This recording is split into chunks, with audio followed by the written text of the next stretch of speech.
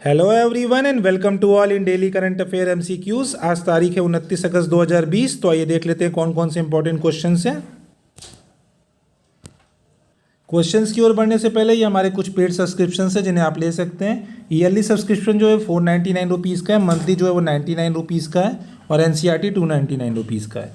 अगर आप yearly subscription लेते हैं तो आपको करना क्या होगा, 499 रुपीज़ आपको गूगल पे या फ़ोनपे करना रिस्पेक्टिव नंबर पे। उसके बाद हमारे साथ एक स्क्रीनशॉट शेयर करना है व्हाट्सएप पे। जैसे आप स्क्रीनशॉट को शेयर करते हैं आप ये सारी फैसिलिटीज़ को अवेल कर पाएंगे और साथ में जो भी हम लोग करंट अफेयर डिस्कस करने जा रहे हैं उसके पीडीएफ नोट को भी अवेल कर पाएंगे। तो चलिए बढ़ते हैं आगे।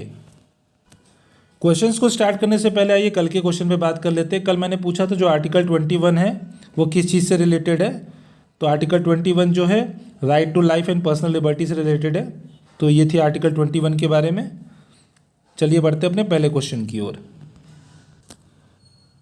हमारा पहला क्वेश्चन लैंडस्लाइड्स के बारे में है।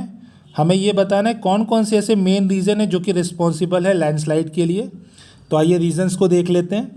पहला रीज़न है construction and development activities in the region, दूसरा है शिफ्टिंग एग्रीकल्चर और तीसरा है कैरेक्टरिस्टिक्स ऑफ द मटेरियल। तो बताइए कौन कौन से रीज़न है लैंडस्लाइड के लिए। तो मैं आपको बता देना चाहता हूँ तीनों के तीनों जो रीज़न है वो लैंडस्लाइड की ऑकरेंस का कारण है। तो ऑप्शन डी इसीलिए करेक्ट हो जाता है। आइए जान लेते हैं इसके बारे में। देखिए जो लैंडस्लाइड्स थी वो हाल में ही न्यूज़ में थी। क्यों? क्योंकि हैवी रेन की वजह से all over India landslides occur हो रही हैं। देखिए लैंडस्लाइड जो होता है ना उसमें क्या होता है, मूवमेंट होता है किसका, रॉक और डेब्रीज का डाउन द स्लोप। ये एक तरह की मास वेस्टिंग होती है जिसमें क्या होता है कि सॉइल और rock downward the slope move करते हैं। क्यों? ग्रेविटी के इन्फ्लुएंस की वजह से। तो ये सारी इन्फॉर्मेशन थी लैंडस्लाइड के बारे में। अब जान लेते हैं उनके मेजर फैक्टर्स क्या, लैंडस्लाइड होती क्यों। जियोलॉजी और मॉर्फोलॉजी और ह्यूमन एक्टिविटीज़, ये तीन मेन फैक्टर्स हैं। जियोलॉजी की बात करें तो कैरेक्टरिस्टिक ऑफ द मटेरियल कैसा है, मतलब आपको पता है कि अर्थ जो है वो कई लेयर्स में डिवाइडेड है।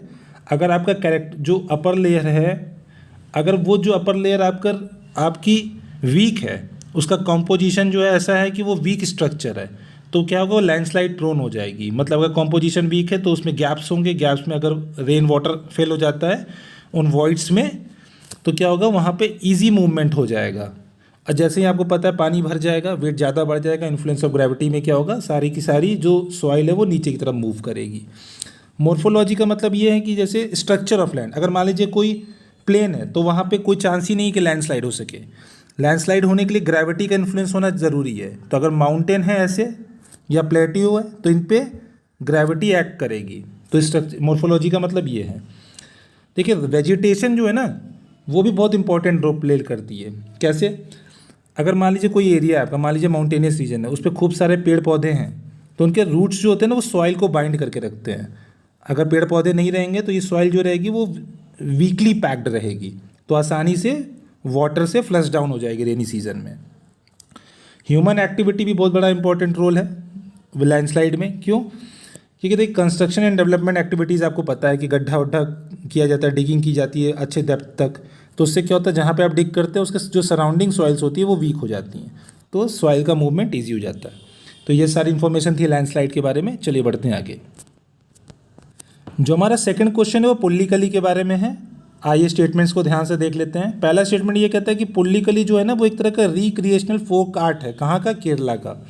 हमारा जो दूसरा स्टेटमेंट है वो कहता है ये जो फोक आर्ट है वो परफॉर्म किया जाता है न्यू ईयर के ओकेजन में। कहाँ पे? केरला में। तो बताइए कौन कौन से स्टेटमेंट करेक्ट है। तो मैं आपको बता देना चाहता हूँ पहला स्टेटमेंट तो बिल्कुल करेक्ट है, लेकिन दूसरा इनकरेक्ट है, इसलिए ऑप्शन ए करेक्ट हो जाता है। आइए जान लेते हैं इसके बारे में।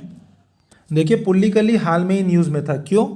क्योंकि इस बार पुल्लिकली जो है ना वो ऑनलाइन मनाया जाएगा केरला में, क्योंकि कोविड-19 का पैंडमिक है, आप सबको पता ही है। पुल्लिकली जो एक तरह का रिक्रिएशनल फोक आर्ट है, ठीक है, और ये केरला का है, इसलिए जो पहला स्टेटमेंट था बिल्कुल करेक्ट था। पुल्ली का मतलब होता है लेपर्ड या टाइगर और कली का मतलब होता है प्ले मलयालम में। अब क्या होगा कि इसमें क्या करेंगे, जो परफॉर्मर रहेंगे ना वो अपने आप को पेंट कर लेंगे, कुछ टाइगर्स बन जाएंगे पेंट करके, कुछ हंटर बन जाएंगे, और फिर पूरा रोल प्ले होगा और डांस होगा स्ट्रीट्स के ऊपर। तो इस तरह इस आर्ट को मनाया जाता है। देखिए ये परफॉर्म कब किया जाता है? 4th डे पे, किसके? ओनम सेलिब्रेशंस पे, ना कि न्यू ईयर के ओकेजन पे। इसीलिए जो दूसरा स्टेटमेंट था वो इनकरेक्ट था। ये सारी इन्फॉर्मेशन थी इस फोक आर्ट के बारे में। चलिए बढ़ते हैं आगे। जो हमारा थर्ड क्वेश्चन है वो प्रधानमंत्री राष्ट्रीय बाल पुरस्कार के बारे में है। तो आइए स्टेटमेंट्स को ध्यान से देख लेते हैं। पहला स्टेटमेंट ये कहता है कि ये जो पुरस्कार है इसको पहले national child award for exceptional achievement के नाम से जाना जाता था। हमारा जो दूसरा स्टेटमेंट है वो ये कहता है वो इंडिया का हाईएस्ट सिविलियन ऑनर है जो कि दिया जाता है एक्सेप्शनल अचीवर्स को जिनकी उम्र 15 साल से कम है। तो बताइए कौन कौन से स्टेटमेंट करेक्ट हैं। तो मैं आपको बता देना चाहता हूँ, पहला स्टेटमेंट बिल्कुल करेक्ट है लेकिन दूसरा इनकरेक्ट है, इसलिए ऑप्शन ए करेक्ट हो जाता है। आइए जान लेते हैं इस पुरस्कार के बारे में। देखिए ये हाल में ही न्यूज़ में था। क्यों? क्योंकि ministry of women and child development ने नॉमिनेशंस को इनवाइट कर दिया है, इसीलिए न्यूज़ में था। देखिए जो प्रधानमंत्री राष्ट्रीय बाल पुरस्कार है ना, ये पहले national child award for exceptional achievement के नाम से जाना जाता था, इसीलिए जो पहला स्टेटमेंट था वो बिल्कुल करेक्ट था। देखिए जो पुरस्कार है ना वो इंडिया का हाईएस्ट सिविलियन ऑनर है और एक्सेप्शनल अचीवर्स को भी दिया जाता है, लेकिन जो एज है वो एज लिमिट है वो 18 ईयर्स की, ना कि 15 ईयर्स की, इसलिए जो दूसरा स्टेटमेंट था वो इनकरेक्ट था। ये जो अवार्ड है वो प्रेसिडेंट ऑफ इंडिया के द्वारा दिया जाएगा और जो इसमें जो पुरस्कार है ना वो 2 कैटेगरी में है। पहली कैटेगरी है बाल शक्ति पुरस्कार और दूसरा है बाल कल्याण पुरस्कार। तो ये सारी इन्फॉर्मेशन थी इस पुरस्कार के बारे में। चलिए बढ़ते आगे। हमारा जो फोर्थ क्वेश्चन है वो भविष्य पोर्टल के बारे में है। आइए स्टेटमेंट्स को ध्यान से देख लेते हैं। पहला स्टेटमेंट कहता है कि जो पोर्टल है उसको इम्प्लीमेंट किया जा रहा है ministry of electronics and information technology के द्वारा। हमारा जो दूसरा स्टेटमेंट है वो ये कहता है कि जो पोर्टल है वो मदद करेगा इंटीग्रेट करने में किसको? इलेक्ट्रॉनिक पेंशन पेमेंट ऑर्डर को डिजी लॉकर से। तो बताइए कौन कौन से स्टेटमेंट करेक्ट हैं। तो मैं आपको बता देना चाहता हूँ, पहला स्टेटमेंट इनकरेक्ट है लेकिन दूसरा बिल्कुल करेक्ट है, इसलिए ऑप्शन बी करेक्ट हो जाता है। देखिए ऐसे क्वेश्चंस को आप आराम से अटेम्प्ट कर सकते हैं अगर देखिए पहले स्टेटमेंट को हटा दें। अगर आपको मिनिस्ट्री पता है तो बहुत अच्छी बात है, लेकिन जो दूसरा स्टेटमेंट है ना उसको बिल्कुल गेस किया जा सकता है। कैसे? देखिए अगर मान लीजिए मुझे इस पोर्टल के बारे में गलत स्टेटमेंट बनाना होता तो मैं लिख देता कि ये स्कूल चिल्ड्रन को मदद करेगा अपने फ्यूचर करियर को ऑप्ट करने में। बिल्कुल मैच करता है, भविष्य बच्चों के भविष्य से रिलेटेड हो सकता है, लेकिन यहाँ पे देखिए कितना कॉम्प्लेक्स स्टेटमेंट बनाया गया है कि ये ऐसा पोर्टल है जो इंटीग्रेट करेगा किसको? इलेक्ट्रॉनिक पेंशन पेमेंट ऑर्डर को डिजी लॉकर से। तो ये इतना कॉम्प्लेक्स जो है ना स्टेटमेंट है वो मतलब गलत फॉर्म करना बहुत मुश्किल है। ये मोस्ट प्रोबेबली जो होगा ना वो करेक्ट ही होगा। अगर गलत फॉर्म करना होता तो एक सिंपल लाइन में कुछ भी लिख के इसको गलत बना देते, लेकिन इतना कॉम्प्लेक्स है और इतना टेक्नोलॉजी ड्रिवन है तो ये चांसेस है कि सही होगा। तो इस तरह के आप गैसेस कर सकते हैं, इनको स्मार्ट गैस कहते हैं। चलिए बढ़ते हैं अगले क्वेश्चन की ओर। देखिए हाल में ही न्यूज़ में था। क्यों? क्योंकि ministry of personal and public grievances and pensions ने डिसाइड किया है इंटीग्रेशन का। किसका? Electronic pension payment order EPPO का और डिजी लॉकर का, दोनों का इंटीग्रेशन करने के लिए। ये online pension sanction and payment tracking system है जो कि ministry of personal and public grievances and pensions का है। तो इसलिए स्टेटमेंट 1 जो था वो इनकरेक्ट था। दूसरा स्टेटमेंट बिल्कुल करेक्ट था। क्यों?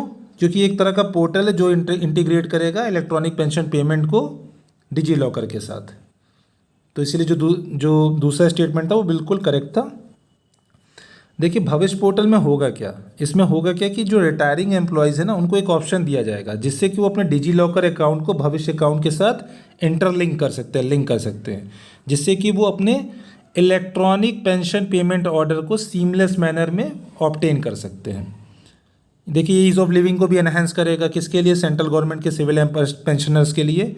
और जो EPPO जो होगा ना वो जनरेट कौन करेगा? पब्लिक फाइनेंस मैनेजमेंट सिस्टम इसको जनरेट करेगा। तो ये सारी इन्फॉर्मेशन थी इसके बारे में। चलिए बढ़ते हैं आगे। जो हमारा फिफ्थ क्वेश्चन है वो एक्सपोर्ट प्रिपेयर्डनेस इंडेक्स 2020 के बारे में है। आइए स्टेटमेंट्स को ध्यान से देख लें। पहला स्टेटमेंट ये कहता है जो इंडेक्स है वो रिलीज़ किया जाता है वर्ल्ड इकोनॉमिक फोरम के द्वारा। हमारा जो दूसरा स्टेटमेंट है वो ये कहता है कि ये जो इंडेक्स है उसमें स्क्रूटनाइज किया जाता है क्या? अलग अलग कंट्री के एक्सपोर्ट रेगुलेटरी फ्रेमवर्क को। तो बताइए कौन कौन से स्टेटमेंट करेक्ट हैं। तो मैं आपको बता देना चाहता हूँ जो दोनों के दोनों स्टेटमेंट हैं वो इनकरेक्ट हैं, इसलिए ऑप्शन डी जो होता है वो करेक्ट हो जाता है। आइए जान लेते हैं इसके बारे में। देखिए हाल में ही ना नीति आयोग और इंस्टीट्यूट ऑफ कॉम्पिटिटिवनेस ने मिलके इस इंडेक्स को रिलीज़ किया है, इसलिए जो पहला स्टेटमेंट था वो इनकरेक्ट था। अगर इसकी एम की बात कर ले तो क्या करेगा? ये आइडेंटिफाई करेगा चैलेंजेस और अपॉर्चुनिटीज़ को और एनहांस करेगा गवर्नमेंट पॉलिसीज़ की इफेक्टिवनेस को। साथ में ये क्या करेगा, जो एक्सपोर्ट से रिलेटेड रेगुलेटरी फ्रेमवर्क है ना उनको भी एनकरेज करेगा। इसलिए जो स्टेटमेंट 2 था वो भी इनकरेक्ट था। देखिए इस इंडेक्स के अंतर्गत ना 11 पिलर को कंसीडर किया जाता है। तो आइए उन पिलर्स को भी देख लेते हैं एक बार। तो पिलर्स कौन कौन से हैं? Export promotion policy, institutional framework, business environment, infrastructure, transport connectivity, access to finance, export infrastructure, trade support, R&D infrastructure, export diversification, growth orientation. तो ये 11 पिलर्स हो गए। देखिए गुजरात ने टॉप किया इस इंडेक्स में, और सेकंड और थर्ड नंबर पे कौन कौन है? महाराष्ट्र एंड तमिलनाडु। तो ये सारी इन्फॉर्मेशन थी इस इंडेक्स के बारे में। चलिए बढ़ते हैं आगे। जो हमारा 6th क्वेश्चन है वो एशियान के बारे में है। आइए स्टेटमेंट्स को ध्यान से देख लेते हैं।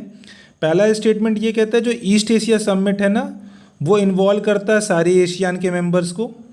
हमारा जो दूसरा स्टेटमेंट है वो कहता है कि जो एशियान है उसके पास ऑब्जर्वर का स्टेटस है, किसमें? यूनाइटेड नेशन जनरल असेंबली में। हमारा जो तीसरा स्टेटमेंट है वो ये कहता है जो एशियान वे है वो रिफ़र करता है मल्टी मॉडल ट्रेड कॉरिडोर को, जो कि डेवलप किया गया है एशियान के द्वारा सिल्क रूट पे। तो बताइए कौन कौन सा स्टेटमेंट करेक्ट है? तो मैं आपको बता देना चाहता हूँ, पहला जो स्टेटमेंट है बिल्कुल करेक्ट है, दूसरा भी बिल्कुल करेक्ट है, तीसरा इनकरेक्ट है, इसलिए ऑप्शन बी करेक्ट हो जाता है। आइए जान लेते हैं इसके बारे में। देखिए जो ईस्ट एशिया समिट है ना वो एक तरह का पैन एशियन फोरम है जो कि हर साल होता है, जिसमें 18 कंट्री के लीडर्स शामिल होते हैं, ठीक है। और जो इसकी मेंबरशिप की बात करें ना तो इसमें क्या होता था कि 10 मेंबर होते थे एशियान के, उसके साथ China, Japan, south Korea, India, Australia and New Zealand. लेकिन इस जो मेंबरशिप का है ना, इस मेंबरशिप को एक्सपैंड किया गया कब? 2011 में, जब 6th ईस्ट एशिया समिट हुआ था। और एक्सपेंशन के बाद क्या हुआ, यूएस और रशिया को भी इसमें ऐड कर लिया गया। फर्दर इन्फॉर्मेशन को देखिए 2006 में ना एशियान को ऑब्जर्वर स्टेटस मिला, किसमें? यूएनजीए में। इसलिए जो दूसरा स्टेटमेंट था बिल्कुल करेक्ट था। एशियन वे के बारे में बात करें, ये कोई मल्टी मॉडल स्टेक होल्डर नहीं है। ये एक तरह का देखिए अप्रोच है जो मदद करता है इश्यूज़ को सॉल्व करने में, जो कि रिलेटेड है किससे? कल्चरल नॉर्म से, साउथ ईस्ट एशिया के। तो ये सारी इन्फॉर्मेशन थी एशियान के बारे में। चलिए बढ़ते हैं आगे। जो हमारा 7th क्वेश्चन है वो बोर्नियो आइलैंड के बारे में है। हमें ये बताना है जो बोर्नियो आइलैंड है वो पॉलिटिकली डिवाइडेड है किन किन के बीच में। तो आइए ऑप्शन को देख लेते हैं, मलेशिया, ब्रुनाई, इंडोनेशिया। तो बताइए बोर्नियो आइलैंड किन किन के बीच में पॉलिटिकली डिवाइडेड है? तो मैं आपको बता देना चाहता हूँ जो तीनों के तीनों जो ऑप्शन है वो करेक्ट है, इसलिए ऑप्शन डी करेक्ट हो जाता है। आइए जान लेते हैं इसके बारे में। देखिए जो बोर्नियो है ना वो 3rd लार्जेस्ट आइलैंड है पूरे वर्ल्ड में और लार्जेस्ट है एशिया में, ठीक है। अब ये जो बोर्नियो पॉलिटिकली डिवाइडेड है किसके बीच में? मलेशिया, ब्रुनाई और इंडोनेशिया के बीच में। देखिए आइए मैप में भी देख लेते हैं। देखिए पूरा बोर्नियो आइलैंड है और इसका डिवीज़न देख लीजिए। देखिए यहाँ पे ब्रुनाई और मलेशिया है और नीचे इंडोनेशिया है। तो इस तरह ये पॉलिटिकली डिवाइडेड है। चलिए बढ़ते हैं अगले क्वेश्चन की ओर। जो हमारा 8th क्वेश्चन है उसमें कुछ स्टेटमेंट्स मेंशन है। आइए स्टेटमेंट्स को देख लेते हैं। पहला स्टेटमेंट ये कहता है कि महाराष्ट्र जो है वो जाना जाता है वर्ली फोक पेंटिंग्स की वजह से। जो दूसरा स्टेटमेंट है वो ये कहता है जो वुमेन्स होती हैं वो मेनली एंगेज रहती हैं इन पेंटिंग्स की क्रिएशन में। तो बताइए कौन कौन सा स्टेटमेंट करेक्ट है? तो मैं आपको बता देना चाहता हूँ दोनों के दोनों स्टेटमेंट बिल्कुल करेक्ट है, तो ऑप्शन सी करेक्ट हो जाता है। आइए जान लेते हैं इन पेंटिंग्स के बारे में। तो देखिए जो महाराष्ट्र है ना वो वर्लिंग पेंटिंग की वजह से जाना ही जाता है, तो इसीलिए जो स्टेटमेंट 1 था वो बिल्कुल करेक्ट था। अगर वर्ली पेंटिंग्स के रूट्स को ट्रेस किया जाए तो ये अनुमान लगाया जाता है ये 10th सेंचुरी AD से चली आ रही हैं, ठीक है। जो वर्ली पेंटिंग्स है ना वो रिजेंबल करती है किसको? रॉक शेल्टर के क्रिएशन को, जो कि भीमबेटका में बनाया गया है। इसमें क्या क्या पोर्ट्रे किया जाता है? Hunting, fishing, farming, festivals, dance, trees and animals को। ये जो है ना ये सारी चीज़ें वो सराउंड करती हैं सेंट्रल थीम ऑफ पेंटिंग को। और वुमेन्स जो होता है ना वो मेनली एंगेज रहती हैं इन पेंटिंग्स की क्रिएशंस में। तो जो इसलिए सेकंड स्टेटमेंट था वो भी बिल्कुल करेक्ट था। ये सारी इन्फॉर्मेशन थी इस पेंटिंग के बारे में। चलिए बढ़ते हैं आगे। जो हमारा 9th क्वेश्चन है वो INS विराट के बारे में है। हमें ये बताना है कि INS विराट जो है वो हाल में ही न्यूज़ में रहता है और वो क्या है। देखिए INS, तो ऑप्शंस को देख लेते हैं। तो पहला ऑप्शन ये कहता है कि वो स्कॉर्पियन क्लास सबमरीन है। दूसरा ऑप्शन ये कहता है कि ये न्यूक्लियर पावर्ड सबमरीन है। तीसरा ऑप्शन ये कहता है कि टॉर्पेडो लॉन्च रिकवरी वेसल है। और चौथा ऑप्शन कहता है कि ये एयरक्राफ्ट कैरियर है। तो बताइए INS विराट है क्या? तो मैं आपको बता देना चाहता हूँ ये एक तरह का एयरक्राफ्ट कैरियर है, यह हाल में न्यूज़ में था। ये जान लेते हैं INS विराट के बारे में। देखिए जो INS विराट था ना वो हाल में न्यूज़ में था। क्यों? क्योंकि उसको डीकमीशन कर दिया गया और श्री राम ग्रुप ने उसको खरीद लिया है, जो कि उसको रिसाइकल करेगी। देखिए जो ये INS विराट था ना वो सेकेंड एयरक्राफ्ट कैरियर था, जिसको पास्ट 6 ईयर्स में ब्रोक डाउन कर दिया गया है। इससे पहले 2014 में किसको, INS विक्रांत को ब्रोक डाउन किया गया था। INS विक्रांत के बारे में क्या इन्फॉर्मेशन है, हिस्टोरिक इन्फॉर्मेशन है कि 1971 का जो वॉर हुआ था पाकिस्तान के साथ, उसमें बहुत इंपॉर्टेंट रोल प्ले किया था विक्रांत ने। अब ये जो है कि जो विराट को डीकमीशन किया गया है ना, वो कमीशन पहले किसके द्वारा किया गया था, ब्रिटिश नेवी के द्वारा। और इस एयरक्राफ्ट ने बहुत इंपॉर्टेंट रोल प्ले किया था किस में, फॉकलैंड आइलैंड वॉर में 1982 में। तो आप मुझे कमेंट सेक्शन में ये बताएंगे जो फॉकलैंड आइलैंड है वो कहाँ पे लोकेटेड है वर्ल्ड मैप में, ठीक है। जो देखिए एक और इम्पोर्टेंट इन्फॉर्मेशन है INS विराट के बारे में। देखिए विराट जो है ना वो गिनीज रिकॉर्ड होल्डर है, गिनीज बुक में उसने रिकॉर्ड होल्ड किया है। क्यों? क्योंकि ये लॉन्गेस्ट सर्विस वॉरशिप रहा है पूरे वर्ल्ड में। पूरे वर्ल्ड में जितने भी वॉरशिप है ना, सबसे ज़्यादा सर्व इसी शिप ने किया है, सबसे ज़्यादा समय तक। तो इन्फॉर्मेशन थी विराट के बारे में। चलिए बढ़ते हैं आगे। जो हमारा 10th क्वेश्चन है वो हनी मिशन के बारे में। हमें ये बताना है कि ये मिशन किसके द्वारा लॉन्च किया गया है। तो आइए ऑप्शंस को देख लेते हैं। पहला ऑप्शन है कि नेशनल कोऑपरेटिव डेवलपमेंट कॉर्पोरेशन के द्वारा लॉन्च किया गया है। दूसरा ऑप्शन है tribal cooperative marketing and development federation of India के द्वारा लॉन्च किया गया है। ऑप्शन सी है कि खादी एंड विलेज इंडस्ट्रीज के कमीशन के द्वारा लॉन्च किया गया है। ऑप्शन डी है कि Indian council of agriculture research के द्वारा लॉन्च किया गया। तो बताइए किसके द्वारा लॉन्च किया गया है। तो मैं आपको बता देना चाहता हूँ ये खादी एंड विलेज इंडस्ट्रीज़ के द्वारा लॉन्च किया गया है। आइए जान लेते हैं इस मिशन के बारे में।